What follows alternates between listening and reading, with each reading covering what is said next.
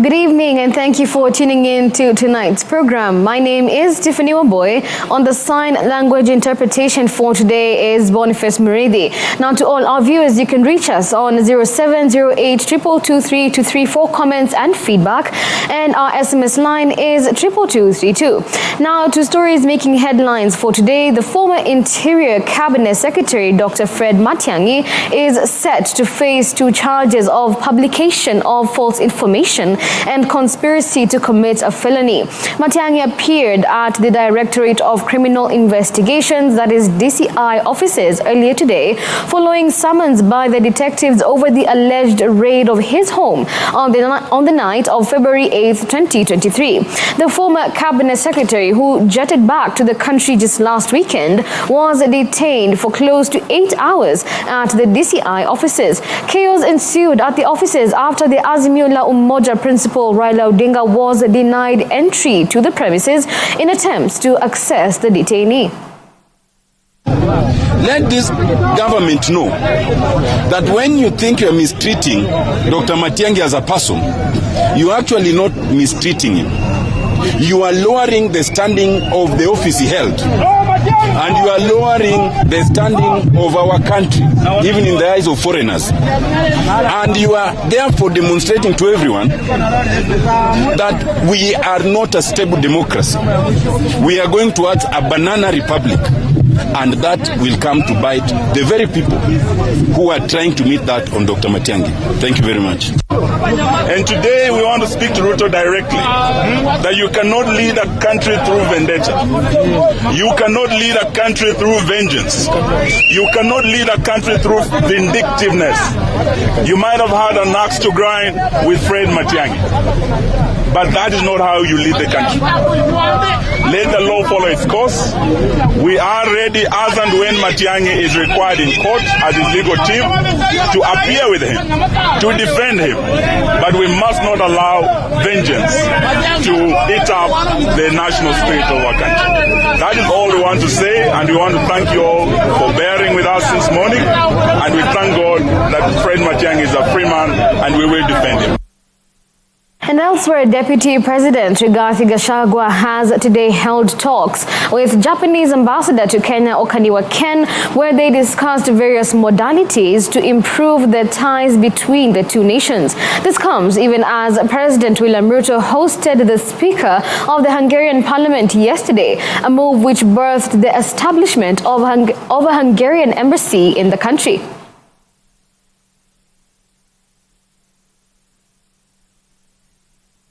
That you continue supporting us in the port of Mombasa. You continue supporting us in the development of geothermal power. We ask you to continue supporting us in Kemri in terms of research to come up with the grants that can help our people here in this country. I think the friendship between our two people remains very warm, and it's very dynamic. Kenya is the largest recipient of our bilateral assistance to the whole of Sub-Saharan Africa, and this is a reflection of how much we attach importance to Kenya. And on to other stories making headlines. Majority of the Supreme Court judges, that is Justices Philomena Mwilu, who is the Deputy Chief Justice, and Smokin Wanjala and Njoki Ndung'u, ruled that it would be unconstitutional to limit the right to associate through denial of registration of an association purely on the grounds of sexual orientation. Now, the ruling has elicited harsh criticism from all quarters, with members of Parliament vowing to forge the way forward in an effort to reject it in totality. The Supreme Court ruling allowing the registration of lesbian, gay, bisexual, transgender and queer lobby groups continues to evoke reactions from leaders. Mombasa Senator Mohamed Faki and his Kilifi counterpart Stewart Mazayo have stood their ground, saying that Kenya is a religious nation and the Apex Court erred in its judgment. Speaking to the media at the Mama Ngina Waterfront Park in Mombasa and Kilifi Senator have said that Kenyans have a right to reject people who are engaging in similar sexual relations. The two further denounced LGBTQ as a perversion and evil that is repugnant to the mainstream religions of Christianity and Islam. Haya maamuzi ama huwa maamuzi ya Supreme Court kuhusiana na mambo ambayo ni ya sheria na mambo ambayo yanaathiri umma kwa jumla lazima yawe subjected to a referendum. Kwa sababu hiyo ndio itatoa, kwa sababu sisi kama wananchi katika jamhuri yetu ya Kenya ndio tuna uamuzi wa mwisho kuhusiana na jambo lolote. Haiwezekani kwamba majaji watatu waamulie wa Kenya nzima kwamba sasa tunaweza kukubali ukeketaji, ulawiti na usagaji. Haiwezekani majaji watatu kuamua swala zito kama hilo. Kwa hivyo tungependekeza, tutaunga mkono proposal ya Mheshimiwa Ososi kwamba maamuzi ya Supreme Court kuhusiana na mambo ya sheria lazima yapelekwe kwa wananchi ili waweze kuamua swala kama hilo ni halali ama si halali. They further stated that it is an open knowledge that Western donors are threatening to withdraw aid from countries which do not recognize gay rights. Faki said that the country should shun legislation which injures the morals of the people in effort to preserve customs, traditions and religious societal values. Mimi nataka tulaani kitendo kama hicho. Tulaani sana uamuzi uliofanywa na Supreme Court. Na ningependelea pia kusema Wakenya wote wajitokeze kwa wingi sana walaani ule uamuzi ulifanywa. Uamuzi kama ule ulifanywa na Supreme Court ni uamuzi ambao umeregesha hii nchi nyuma sana. Tunajua kuna pressure ya ulimwengu katika yale mataifa ambayo yameendelea. Wao wamehalalisha yanayodaiwa kuendelea ama yanayodaiwa kuendelea. Wamehalalisha vitu kama hivyo. Lakini hapa kwetu mjini, hapa kwetu katika Kenya, itakuwa jambo la kusikitisha kuanza kuiga mifano ya zile nchi ambazo zinaambiwa kwamba zimeendelea. For Hope TV Newswatch, I'm Matiang'I. Now, Education Cabinet Secretary Ezekiel Machogu and his East African Community Arid and Semi-Arid Lands, that is ASOLs, and Regional Development counterpart Rebecca Miano have today flagged off a consignment of relief food to families affected by the drought. The two cabinet members supervised the distribution of rice and beans for domestic consumption, as well as supplements and water for their livestock in Wajir and Marsabit counties. Machogu and Miano are expected to make more tours of ASAL counties, which are the most affected by the drought. Jameni, unahakikisha kwamba watoto wamefika shule, na nawashukuru kwa sababu Your Excellency hapa karibu 100 wameingia junior secondary school ambayo natoa shukrani watoto wetu wasome. Tumeanzisha mradi wa kuleta chakula, pia maji itaendelea kuletwa na zile water bowsers ili kila mwananchi aweze kupata chakula na aweze kupata maji. Na serikali imeamua kwamba hakuna maisha hata moja itapotea kwa sababu ya njaa. And in the coastal region, youths in Mombasa County have been encouraged to embrace entrepreneurship to boost economic growth in place of elusive white-collar jobs. This is according to the Executive Director of the Youth Empowerment Program Initiative, dubbed YEPI, Amani Katana, who now says that young men and women should embrace technology and entrepreneurship to tackle the high rate of unemployment in the country. He was speaking during the 7th edition of the YEPI Entrepreneurship Summit under the theme Promoting Sustainable Entrepreneurship and Driver for Growth at City Blue Creekside Hotel in Mombasa. Now, at the same time, YEPI Program Coordinator Khadija Abdallah noted that the Business Summit acts as a networking platform to develop and support entrepreneurship ecosystems. We sensitize the youth and women and the general audience on the importance of protecting the environment and also utilizing the opportunities that are available in the environmental space. We have young entrepreneurs who have innovated and who have been able to identify business opportunities in the environment, and these young people started their businesses right here at Yaki. Young entrepreneurs, both youth and women, will get an opportunity to learn and share experiences on entrepreneurship with various experienced people in this economy. So we have over 150 people in attendance today. We have young startups, businesses which are in the scalable position. We have our YEP entrepreneurs in presence as well, and we also have exhibitors who are young entrepreneurs, and they are here to display their products, to introduce their businesses into the market, and as well as to interact with potential customers.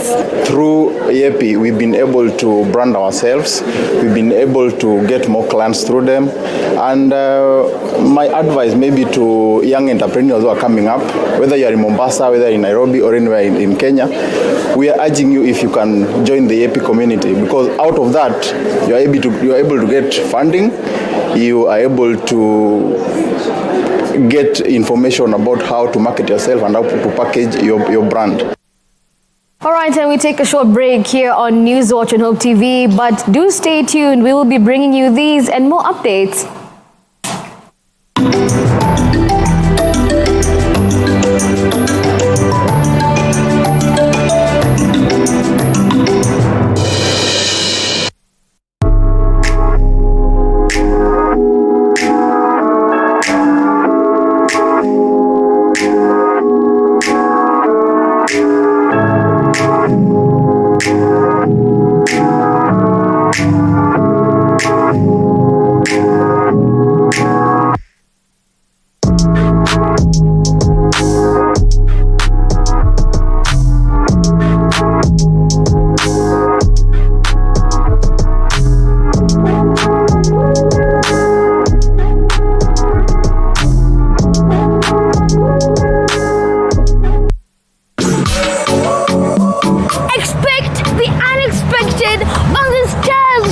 Forever enough, always enough. Anything goes from singing, dance to gymnastics to mind-blowing art.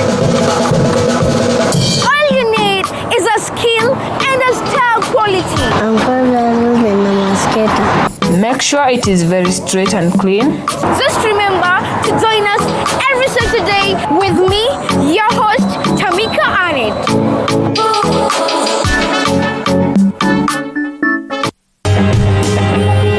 Only God can turn a mess into a message. I have a boy on a wheelchair. Yeah. I'm still preaching on the pulpit. Amen. Niliona mguu ya nyuma inakuja tu kunikanyaga, imenilenga tu kwa tumbo. Nikaitana tu Jesus. I got tired of working with the x-ray papers, and one day I just woke up and decided to burn them. A test into a testimony. The whole community didn't want to hear that anybody is born again. Excommunicated straight. Bila Yesu hakuna njia.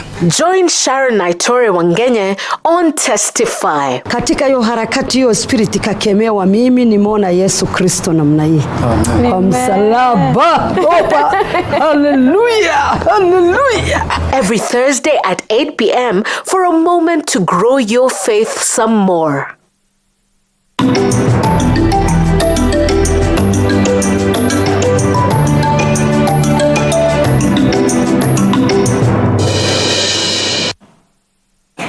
And thank you for staying tuned. Now, world-renowned evangelist Andrew Palau has launched the first ever Love Nairobi Festival event in Kenya, following similar successful events in over 15 capital cities in Africa, including Cape Town, Kigali, Addis Ababa, Kampala, Cairo, and Yamoussoukro. The three-day family-friendly event, which kicks off on September 15th to 17th this year, has officially been launched at the Nairobi Baptist Church Church in Nairobi County, in partnership with close to 50 other churches and denominations, with the Christ is the Answer Ministries that is Sidam being one of them. According to Andrew Palau, who heads the Louis Palau Association, the function, whose main aim is to evangelize and foster unity, hope and love in Nairobi City, aims to attract close to 50,000 participants from across the country.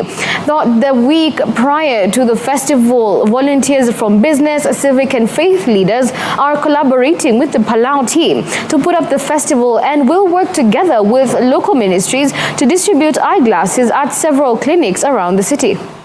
On pastors training. The idea is, as believers and as people of the faith, how do we begin to use media to begin to reach as many people as possible? So what's the role of the media? It's absolutely critical.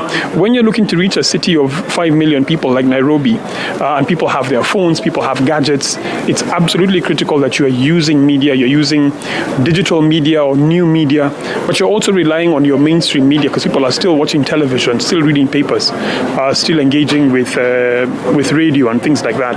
So we are hoping that over the next couple of months we can begin to engage people like Hope Media and many other media houses to make sure that we are able to put the word out there. In the church community in this country, we have different initiatives that are happening to be able to create opportunities for the young people. The churches are setting up technical schools to begin to engage young people in training and acquisition of skills. The churches are setting up credit, microcredit and capital platforms so that then they can be able to have incubation of businesses for young people and allow young people to acquire capital to create wealth and create jobs. But also the churches are moving into the spaces of ICT, innovation and technology, just to be able to allow many young people to be able to venture into this new space, create websites, be present, create apps that are versatile, that can be used and just enable young people to access opportunities that are global. We really go where we're invited. So it's always through relationships. And you noticed a lot of people came to Malawi and they came to Cape Town and from different places. And so hopefully we'll get to know some people from Mombasa soon and go down there. Amen, Tess? You have to lead the way. We look forward to it. But we go to many large cities of the world. We were just in Buenos Aires, one of the largest cities in the world. And we love the big cities. We're not intimidated by them.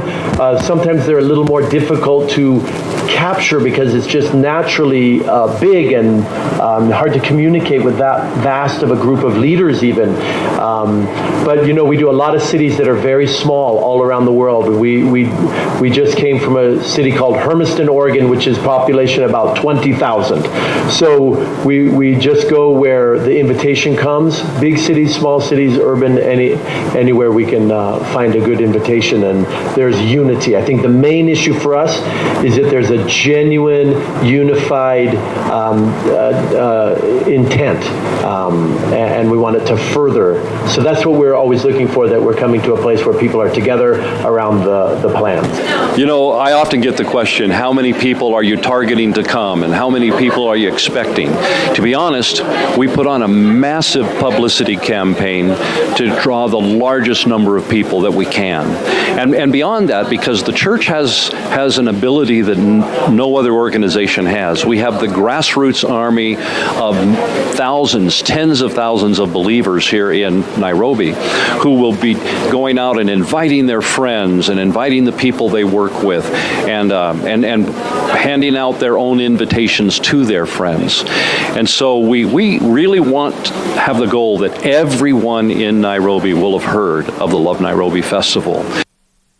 Now, in other news, 15-year-old Doreen Aidza remains desolated as thousands of her peers in the 2022 Kenya Certificate of Primary Education, that is KCPE exams, have joined secondary schools, an opportunity that she is still hopeful for. Now, Doreen, who scored 310 marks in the 2022 KCPE exams and under sponsorship at a slum school in Kisauni sub-county of Mombasa County, was called enrolled to Kibirigwi Girls Secondary School in Kirinyaga County, a dream which now appears elusive due to the abject poverty her family is grappling with. Her family has appealed for well wishes to stretch a helping hand to Doreen so as to progress with her studies and in future achieve her dreams of becoming a doctor. Gloria Musimbi with more. Since the release of the 2022 KCPE exam results, Doreen, a second-born in a family of 3, has been left to seek other alternatives to ensure her dream to become a doctor does not fade away. Together with her father, she has been combing the neighborhood looking for menial jobs to raise her Form 1 school fees. As a form of trying to make ends meet, she sells sunflower, groundnuts, baobab sweets, homemade soap and omena, yet she's supposed to be in school. Doreen narrates her story and the hardship she has gone through as a 15-year-old yearning to join secondary school. Nilifaulu kupata 310 katika mtihani wangu wa KCPE. Mpaka sasa bado sijafaulu kwenda shule kwa sababu tulikuwa tujapata hizo pesa za school fees za kwenda shule, na nilipoona babangu amekwama, kwa tulijaribu kutafuta basari lakini tulikosa. Ndio nikaamua huyu mwenye anti yangu mwenye hapa saluni na akaamua anipe hii biashara hapa nifanye, alafu ananipa 50 per day. Father Huxley Mwadzoya has been struggling to feed and educate his remaining 3 daughters ever since his wife died in 2017 and his firstborn shortly after. Aside from trying to be the sole provider for the family, Mwadzoya says his daughter Doreen also suffers from sickle cell anemia and has to take medication every day. Nimepitia mambo mengi sana ambayo hata nikieleza sijui niseme nini. Naona. Saa nyingine unapita mahali unafanya kibarua unachekwa. Naona. Ikafika wakati nikaanza kuuza majani. Nikaenda kanunua majani, sasa nanunua kwa bei ya wholesale. Ninunua kwa bei wholesale na pia naenda kuuza kama kitu ni shilingi 10 na uziwa shilingi 9 na mimi naenda kuuza shilingi 10. Ile at least ile shilingi ninachanga, hiyo ndio ilikuwa inanisaidia kufundisha watoto, inanisaidia kukula na ndio inanisaidia kimaisha.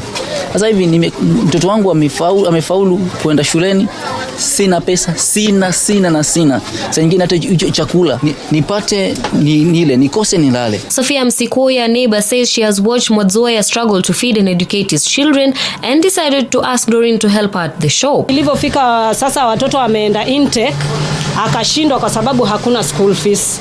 Sasa ndio nikaongea na babake nikamwambia badala akae idle, anaweza akakuja hapa kazini kwangu akaja akanisaidia. The family has appealed for well wishes to stretch a helping hand to Doreen so as to progress with her studies and in future achieve her dreams of becoming a doctor. Reporting for TV Newswatch, I'm Gloria Musimbi.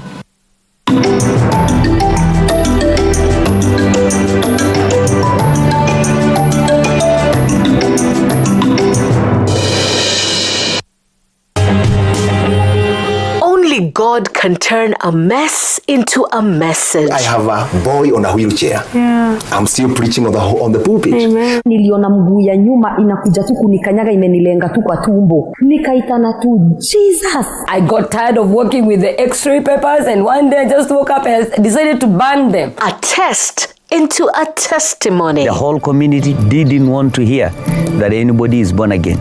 Excommunicated straight. Bila Yesu hakuna njia. Join Sharon Naitore Wangenye on Testify. Katika hiyo harakati hiyo spirit kakemewa, mimi nimeona Yesu Kristo namna hii. Kwa msalaba. Opa. Hallelujah. Hallelujah. Every Thursday at 8 p.m. for a moment to grow your faith some more. Expect the unexpected on the Stars Show. It's forever enough, always enough.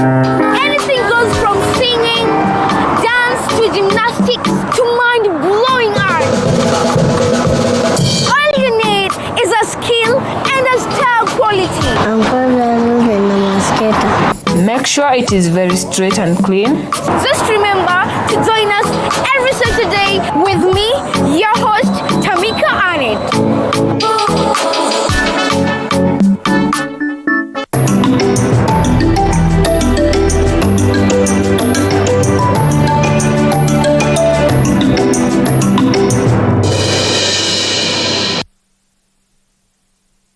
All right, and let's catch up with the business news for today. And the Cooperatives, Micro, Small and Medium Enterprises Cabinet Secretary Simon Chelugui has urged SACCOs in the country to support plans for a central liquidity system for cooperatives to help them clear checks and borrow from each other. Speaking during the Imarika SACCO annual general meeting in Mombasa County, Chelugui called on cooperatives to streamline their services so as to increase their reach, particularly targeting those currently lacking formal access to financial services. The CS noted that the central liquidity system, if embraced, will reduce the reliance of SACCOs on banks for financing, check processing and electronic cash transfer.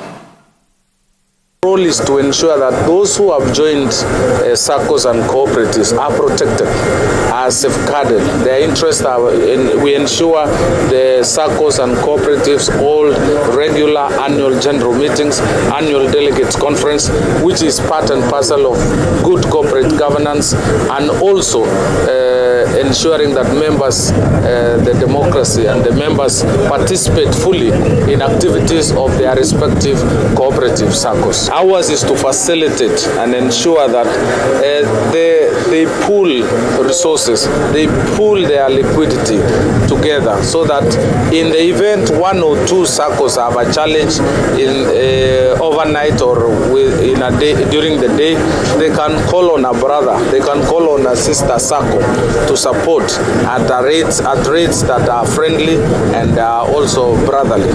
A number of things are just deepening and empowering the cooperative movement to ensure it is responsive to the emerging needs in the SACCO, in the cooperative movement.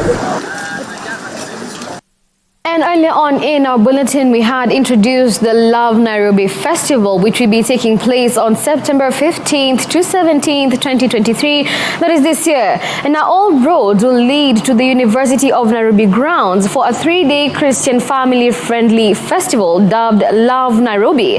Dickens Luvanda had a sit-down with evangelist Andrew Palau, who is leading the first ever Love Nairobi Festival in Kenya. Thank you, Mr. Andrew Palau. Maybe if you can just tell us about what you're having or why you're in Kenya right now. Yes, thank you, Dickens. Thanks for having me. It's great to be here. I'm an evangelist, so I work with an evangelistic organization called the Luis Palau Association, and my father is Luis Palau. And he was a preacher of the gospel doing citywide, unified missions for many, many decades. And now he's with the Lord. So he preached a lot about heaven, and now he's there. Mm-hmm. But I began to work with the team almost 30 years ago as a young man. I got saved at one of my dad's missions in Kingston, Jamaica. And I began to serve since then. I was 27 at the time, and it's been almost 30 years since then. And so I followed in his footsteps. So the joke's on me. I am now preaching in evangelism in citywide campaigns, and that's what we're preparing for here, the Love Nairobi Festival. Mm-hmm. And I have the joyous privilege of being invited to preach the gospel. But there's on 3 days in September coming up, September 15, 16, 17 at the University of Nairobi campus. And we'll have a big music festival that's part of it, extreme sports for the young people, children's activities, and a lot of activities there on the site. But there's a lot of things happening between now and then. And that's why I'm here today, is because we had a big launch for the pastors, and hundreds and hundreds of pastors together from all over the city to think about the strategy and begin to prepare the way for all the things necessary. We've been planning for about 8 years, leaders coming. For the Love Nairobi. For the Love Nairobi Festival. People have been coming, bishops and other leaders, to observe the other festivals that we've had around Africa, to think, what would it be like? Is it right for Nairobi? And what would it be like? And what would the timing be? And so here we are. We're finally in the Love Nairobi Festival. The festival, Love Nairobi Festival, personally as an evangelist, Was there a plan for you to do this Love Nairobi Festival before, or maybe it's just because of the partnership you have with several churches in Kenya? Yes, good question. You know, our ministry has always gone to the places that we've been invited. So we want to find a unified, broad invitation that covers the geography of a city, the denominational leaders, and that it's a broad invitation so that everyone's together. That's our dream and our vision. And so we had some long-standing relationships with the Evangelical Alliance and the different alliances, and African Enterprises has been part of the festivals all over Africa. And those networks and friendships opened up the doors, they really invited people to say, hey, you should come see this Andrew Palau Festival, Love. They came to love Malawi, they came to love Abidjan, they came to love Cape Town, just taking our time, not rushing, praying, and now the Lord seems to have really opened the door. So the Love Nairobi Festival, what exactly is it about? Yeah. And for how long should the people of Nairobi or Kenyans at large be waiting for it? Well, that's a good question. Now we have for about 6 months, a little more. But there's a series of wonderful events leading up to the festival, all of which are part of the festival and are part of the deposit of the values of the festival. Very important. They help the festival itself on those 3 days, but it's that mobilizing of God's people. You know, in Ephesians 4 it says that God gives gifts to the leadership in the church, and evangelist is one of them. And then it says, okay, as an evangelist, what do you have to do? You have to proclaim the gospel, right? That's the definition. So I can do that in many ways, but then the next part of that Ephesians 4 passage says, for the purpose of preparing God's people for works of service. So as an evangelist, I have to ask myself, what is the best way that in fulfilling my mission to proclaim the gospel, how do I do that in a way that really prepares God's people for works of service? So as we think of a citywide campaign, we're meeting on those 3 days. There's going to be big worship artists and musicians and a lot of attention to draw people there. But we don't want to just show up. We want to come revived.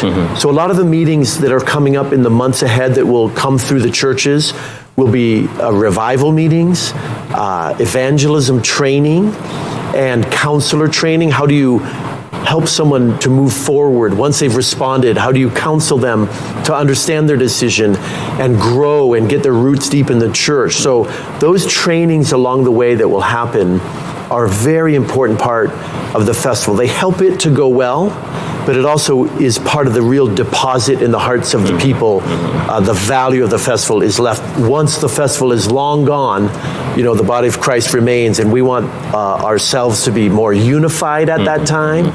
So the unity is such a critical part. All these events we do in unified ways so that we grow to love and know and understand each other better, and we know the values from the Word of God about unity. So we're real emphasis on unity, training, preparing God's people, revival. My dad used to always say, like, you don't want to mobilize the flesh, right? You can do a lot of fleshly kind of things that get a lot of people somewhere, but if you mobilize the flesh, you just get a big pile of stink, you know? But what we want to mobilize is the spirit we want to see. So our main thing is that every believer would pray for their friends and invite them to the festival. Fired up in their own souls, remembering the gospel and its impact in their life.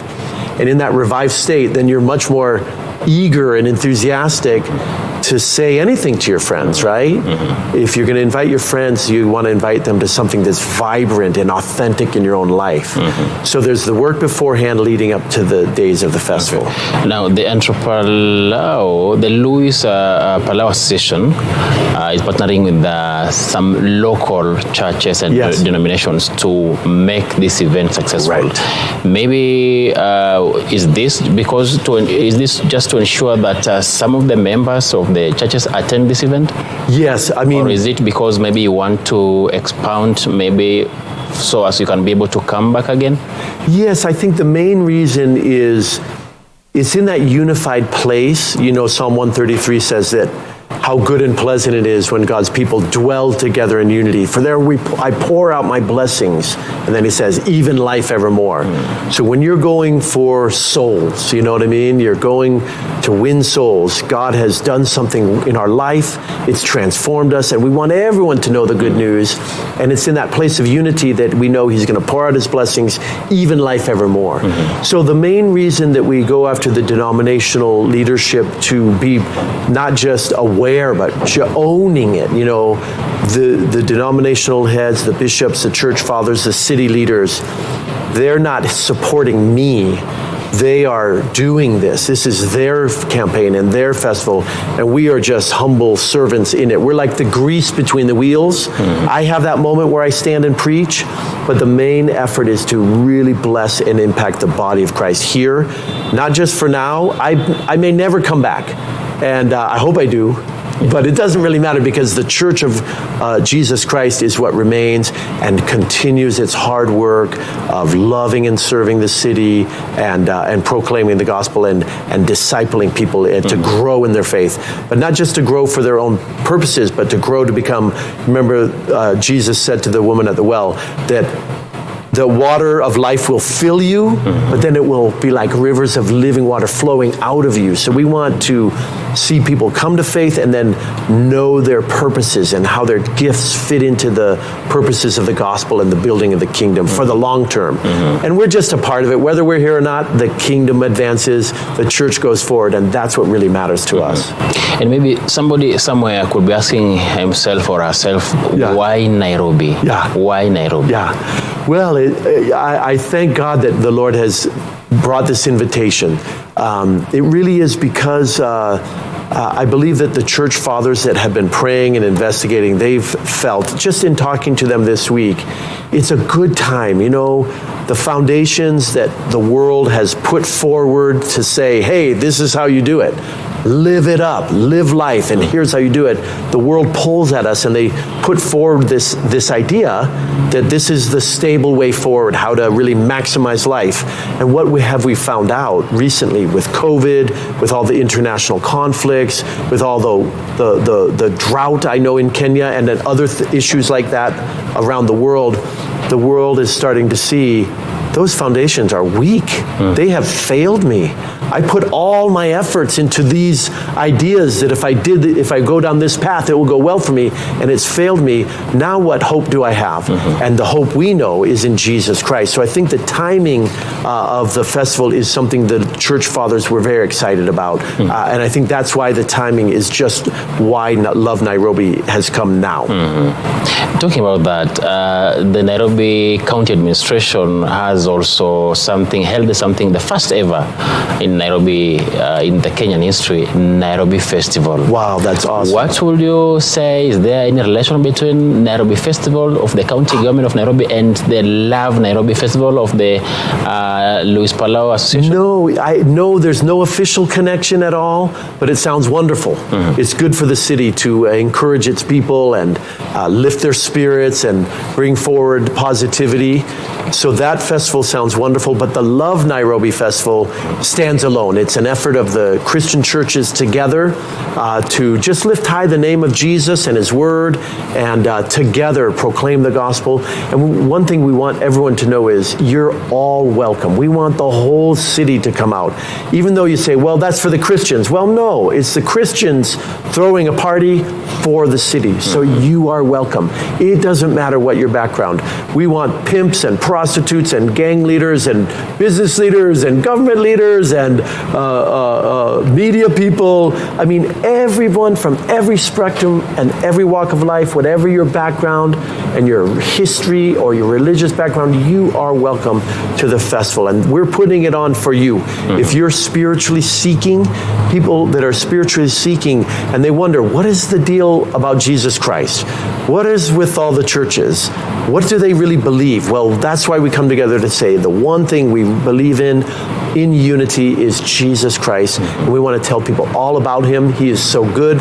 He's transformed us. He's rescued us. And we are sure that he will do it for many, many others in this season we're in. And we hope it will be you and your family as you come to the festival. Maybe just to the final question, Mr. Andrew, maybe what will be your word to the people following you, following Hope TV and the Hope Media fraternity at large about the event? Yeah, well, I think the one thing we want you to know, if you're a follower of Jesus Christ, find out all about it. Go to the Love Nairobi Festival or go to Hope TV website and you'll find the links. It's easy to find stuff these days, right? And find out about it. Come and be a part of the training in evangelism and in counseling. Be a volunteer. We need your help. It's a big effort and we need everybody to pitch in.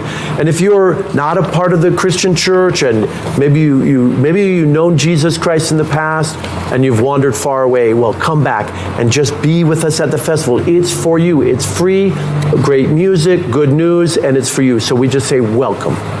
Thank you so much for joining us today. Dickens. Thank you so much for the discussion. We humbly appreciate and welcome back to Hope TV again. Thank you so much. Well done and pleasure. Thank you for your work. Thank you. You're welcome. All right, we take another short commercial break here on Newswatch 7Th. We will be back with the sports updates for the day.